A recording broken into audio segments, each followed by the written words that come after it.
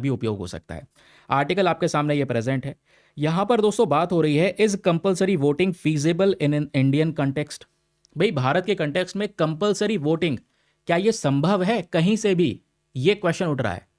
क्योंकि supreme court के बहुत सारे केसेस हैं, आप यहां पर इस चीज को नोट कर लीजिएगा और यहीं से क्वेश्चन भी बन सकता है।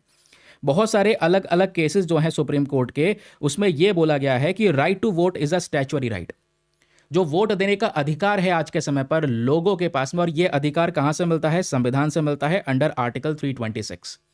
आर्टिकल 326 ऑफ द कॉन्स्टिट्यूशन ये राइट देता है कि हर एक नागरिक के पास में वोट देने का अधिकार है बिना किसी डिस्क्रिमिनेशन के साथ। कोई मतलब आप कह सकते हैं कि रिलीजन के आधार पे, कास्ट के आधार पे कोई भी भेदभाव नहीं होगा। उसके पास में पावर है, 18 साल प्लस है, जाकर वो वोट दे सकता है अपनी पसंदीदा गवर्नमेंट को। ठीक है, क्लियर हुआ। लेकिन वेरियस केसेस के अंदर जैसे मैंने आप लोगों को बताया, सुप्रीम कोर्ट ने बोला कि जो राइट टू वोट है ये एक स्टैच्यूटरी राइट है। स्टैच्यूटरी राइट मतलब एक पर्टिकुलर लॉ के माध्यम से अधिकार मिलता है। और वो कौन सा लॉ है, तो आपको पता होगा भारत के अंदर जो इलेक्शंस होते हैं उसके लिए हमने बना रखे हैं representation of the people's act 1951 and representation of the people's act 1950।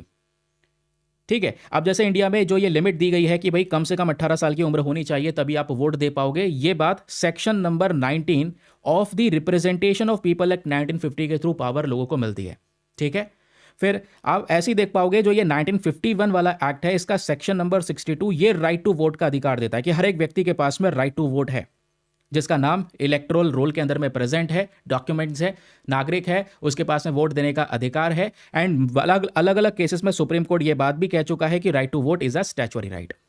Statutory right आप समझ गए क्यों बोला गया है, क्योंकि ये वोट देने का अधिकार एक एक्ट के माध्यम से, एक लीगल लॉ के माध्यम से मिल रहा है। कौन सा, representation of the people act 1951। Okay, समझ में आ गया। अब आगे सुनिए यहां पर क्या बात हो रही है। क्वेश्चन यह है इसके अंदर में कि भारत के अंदर में राइट टू वोट कंपलसरी किया जा सकता है, क्योंकि कुछ देशों में है ऐसा। मतलब ऐसा चौंकने वाली बात नहीं है कि कंपलसरी कर दो। कल वोट देने नहीं गए तो तुमको सजा मिल सकती है, कल वोट देने नहीं गए तो गवर्नमेंट सर्विसेज को कट किया जा सकता है, पेनल्टीज चार्ज हो सकती हैं। ऐसा होता है लेकिन कुछ कंट्रीज के अंदर में। लेकिन क्या इंडिया के लिए यह संभव है, क्वेश्चन यह है। तो आइए जरा उस पर डिस्कशन करेंगे। अलग अलग लॉ रिपोर्ट है भाई, 255वीं रिपोर्ट है लॉ कमीशन की 2015 की, वो क्या कहती है, कुछ कंट्रीज दूसरे कौन कौन से अप्रोच ले रहे हैं, and at the last is alternative solution क्या है। लास्ट में हम ये डिस्कस करेंगे कि अगर कंपलसरी नहीं तो उसके बजाय यहां पर क्या हो सकते हैं हमारे पास में रेलिवेंट सोल्यूशंस। ओके, चलिए सबसे पहले बैकग्राउंड डिस्कस करते हैं, कंटेक्स्ट डिस्कस करते हैं, क्योंकि ओवरव्यू आपने आर्टिकल का समझ लिया है। अब इसी आर्टिकल को हमने अलग अलग heading wise, sector wise, portion wise divide कर दिया है। पहले बैकग्राउंड समझो, मामले में क्या चल रहा है। ये मामला क्यों उठा, अचानक से हम लोग राइट टू वोट की बात करने लगे, क्योंकि इलेक्शन कमीशन ऑफ इंडिया ने 5 राज्यों के लिए इलेक्शन अनाउंस कर दिए हैं। 2026 में 5 राज्यों में इलेक्शंस होने वाले हैं। तो इस बार बहुत सारे पॉलिटिकल इलेक्शंस आपको देखने को मिलेंगे भाई। अब सुप्रीम कोर्ट ने यहीं पर क्वेश्चन उठाया, क्या ये जो वोटिंग है शुड बी मेड कंपलसरी। क्या हमें ये ऐसा करना चाहिए कि वोटिंग को कंपलसरी कर दें। अब ये राइट टू वोट का अधिकार कहां से मिलता है, ये आपको बताया कॉन्स्टिट्यूशन के अंदर में अंडर आर्टिकल 326। यहां पर यूनिवर्सल एडल्ट सफरेज की हम बात करते हैं, यानी कि हर 18+ ईयर्स के व्यक्ति के पास में ये पावर मिल जाती है वोट देने की। रिलीजन, कास्ट, जेंडर किसी भी आधार पे उसके साथ डिस्क्रिमिनेशन नहीं हो सकता। बट क्या right to vote fundamental right है? नहीं, ये राइट टू वोट केवल और केवल स्टैच्यूटरी राइट है, जो बेसिक तौर पे एक प्रोटेक्शन लेता है under article 62 of the representation of people act 1951। यही यहां पर राइट टू वोट देता है, रजिस्टर्ड वोटर्स को अधिकार मिलता है। ओके, याद रखिएगा ये दोनों एक्ट्स के बारे में, दोनों काम के हैं। तो इसी के माध्यम से सुप्रीम कोर्ट का पॉइंट ऑफ व्यू देखेंगे तो vote, right to voting is a legal and statutory right, not a fundamental duty. ना फंडामेंटल राइट है, ना ही यहां पर एक फंडामेंटल ड्यूटी है। ओके, इस बात को समझे। अब आगे सुनिए, आगे बात हो रही है should voting be made compulsory, क्या करना चाहिए। अब करना चाहिए तो आप में से भी काफी लोग बोलेंगे कि हाँ करना चाहिए, कुछ लोग बोलेंगे नहीं ऐसा नहीं करना चाहिए। तो वही डिबेट यहां पर चल रही है। पहले आइए समझते हैं आर्गुमेंट्स इन फेवर के बारे में। जो लोग इसके सपोर्ट में हैं, जो कहते हैं कि हाँ हमें करना चाहिए, तो सपोर्ट में है वो कह रहे हैं कि भाई हाँ हो सकता है, अगर कंपलसरी वोटिंग कर दोगे तो वोटर काउंट बढ़ जाएगा, लोग ज्यादा वोट देने जाएंगे, डेमोक्रेटिक रिप्रेजेंटेशन ज्यादा बढ़ेगा। क्योंकि सरकार क्या है, सरकार आप देख पाओगे रिप्रेजेंटेशन है पीपल का, लोगों ने बैठा रखा है। जो डेमोक्रेसी में अल्टीमेट पावर गवर्नमेंट के पास नहीं है, अल्टीमेट पावर आपके पास है, हमारे पास है। आप जब चाहेंगे, जिस गवर्नमेंट को चाहेंगे आप बैठा सकते हैं, जिस गवर्नमेंट को चाहेंगे आप रिमूव कर सकते हैं अपनी वोटिंग पावर का इस्तेमाल करके। तो जब ज़्यादा लोग पार्टिसिपेट करेंगे तो डेमोक्रेटिक रिप्रेजेंटेशन इसमें इंक्रीज होता हुआ नजर आएगा। समझ रहे हैं? तो ये लोगों का फेवर में कहना है, लेकिन इसके अगेंस्ट में ज़्यादा लोग आपको देखने को मिल जाएंगे। क्यों? कह रहे हैं वोटिंग कोई लीगल ड्यूटी नहीं है भाई, और इस तरीके से इसको लागू करना देश के अंदर में ये बहुत बड़ा डिफिकल्टी हो जाएगा। छोटे देश के लिए ठीक है, जहां पे आबादी 1-2 करोड़ है भाई, इससे ज़्यादा तो इंडिया के राज्यों में आबादियां प्रेजेंट हैं, है ना। एक टाउन के अंदर में यहाँ पर इतनी पॉपुलेशन हमको देखने को मिलती है, 140 करोड़ से ज़्यादा आबादी का देश है। तो प्रैक्टिकली देखेंगे तो बहुत डिफिकल्टीनेस आएगी। और अगर आप ये कहेंगे कि भाई अगर वोट नहीं दोगे तो आपको सर्विस नहीं मिलेंगी, फाइन्स इंपोज होंगे, तो ये और भी ज़्यादा इम्प्रैक्टिकल हो जाएगा। यहाँ पर फिर चिंताएं व्यक्त होनी शुरू हो जाएंगी, क्योंकि बात है फ्रीडम ऑफ एक्सप्रेशन की। भाई दूसरी तरफ आप फंडामेंटल राइट भी तो देखोगे ना। आर्टिकल 19 क्लॉज नंबर 1 आपको खुलकर बोलने का अधिकार देता है, राइट टू एक्सप्रेस, आपके पास में ये पावर है, ठीक है। अब फ्री एक्सप्रेस कर सकते हैं, हर एक चीज़ों को समझ गए। लेकिन दोस्तों प्रॉब्लम पता है क्या है, कि फ्री एक्सप्रेशन में उस व्यक्ति के पास में ये भी तो अधिकार होना चाहिए, उसका मन मर्जी है भाई, वो मतलब चाहता है कि मैं वोट देने नहीं जा रहा, ठीक है। हालांकि उसके पास में ऑप्शन नोटा का भी है, अगर कोई नहीं पसंद है तो वो नोटा पे वोट दे सकता है। लेकिन उसकी एक और मर्जी भी हो सकती है कि मैं वोट देने ही नहीं जा रहा, मुझे ना नोटा चाहिए ना कुछ और चाहिए। तो यहीं पर कॉन्स्टिट्यूशनल कंसर्न इकट्ठा हो सकता है। यही बोला जा रहा है कि अगर आप इंप्लीमेंट कर दोगे तो फ्रीडम ऑफ एक्सप्रेशन पे एक ये भी देख सकते हैं कि आप राइट टू वोट की बात कर रहे हैं, तो भाई right includes not to vote, right not to vote भी यहां पर एक अधिकार को देखा जा सकता है, ठीक है। तो इसीलिए हमें इसके ऊपर में जोर नहीं देना चाहिए कि इसको कंपलसरी कर दिया जाए। बाकी आप भी अपने विचार नीचे कमेंट सेक्शन में जरूर से दीजिएगा, ओके। अब बात आती है कुछ इंटरनेशनल एग्जाम्पल्स की, जो बहुत इंपॉर्टेंट है, आर्टिकल में दिए गए हैं।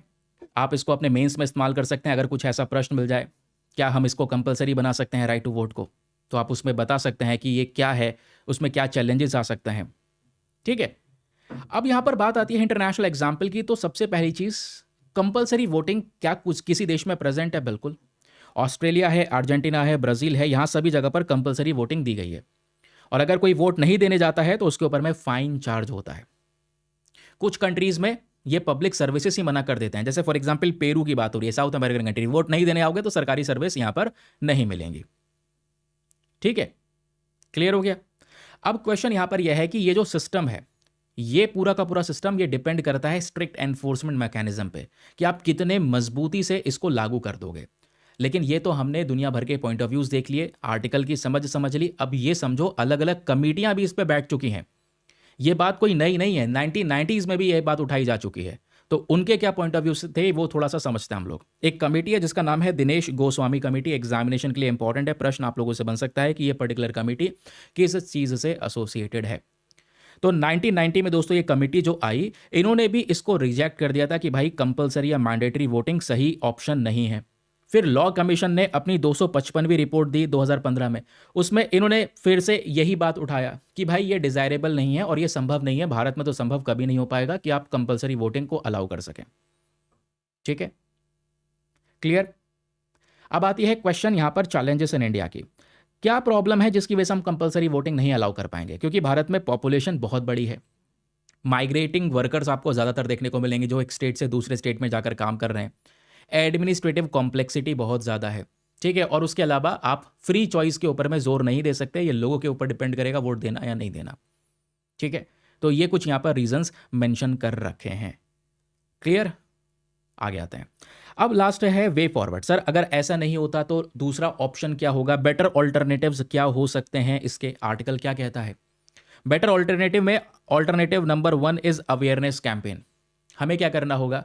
वोटर अवेयरनेस बढ़ाना होगा, लोगों को इसके बारे में जागरूक करना होगा। आज कई बार लोग इलेक्शंस को सीरियसली नहीं लेते, कहते हैं इलेक्शंस का मेला लगा रहता है इंडिया में, है ना, हर महीने हर 2-4 महीने बाद कोई से इलेक्शन आते हैं, लोगों को पता ही नहीं होता कि यहाँ पर ये भाई ये इलेक्शन किस चीज़ के हैं, है ना। तो ये अवेयरनेस की थोड़ी सी कमी है। वो कहते हैं अभी तो इलेक्शन हुए थे यार, ये कौन सा इलेक्शन है, फिर कहेंगे अभी ये वाले इलेक्शन हुए थे, अब ये कौन सा इलेक्शन है। तो ये चीज़ें चलती हैं, तो अवेयरनेस की कमी है। तो अवेयरनेस बढ़ानी होगी, लोगों को समझाना होगा कि भाई यहाँ पर कह सकते हैं कि आपकी वोटिंग की पावर क्या है, आप क्या कर सकते हैं अपनी वोटिंग पावर का इस्तेमाल करके। आप चाहे सोशल मीडिया का इस्तेमाल करें या दूसरा आउटरीच का इस्तेमाल करें, इन सब चीज़ों के माध्यम से क्या कर सकते हैं, अवेयरनेस फैला सकते हैं। And second important thing is improve accessibility. जब इलेक्शन हो तो लोगों के लिए बेटर ट्रांसपोर्ट प्रोवाइड करवाएं, बेटर सर्विस देने की कोशिश कर सकें। हॉलीडे के ऊपर में ज़्यादा फोकस करें, छुट्टी है भाई इलेक्शन की वजह से, चलो फटाफट यहाँ पर वोट देना है आपको, उन सब चीज़ों के ऊपर में थोड़ा सा ज़्यादा जोर दिया जाए। ठीक है। उसके अलावा जो माइग्रेंट वर्कर्स हैं उनके लिए कुछ नई टेक्नोलॉजी का इस्तेमाल किया जा सकता है, या जो पार्टिसिपेशन कल्चर है उसको इम्प्रूव करने पे फोकस कर सकें। और ये जो पार्टिसिपेशन होना चाहिए ये वॉलंटरी होना चाहिए, यानी कि उन लोगों के इच्छा के अनुसार होना चाहिए, आप अपनी इच्छा ना थोपें। ऐसा यहाँ पर कुछ ऑल्टरनेटिव्स के अंदर में मेंशन कर दिया गया। बाकी आप अपने विचार बताएंगे मुझे नीचे कमेंट सेक्शन में, आप किसके साथ में सहमत हैं।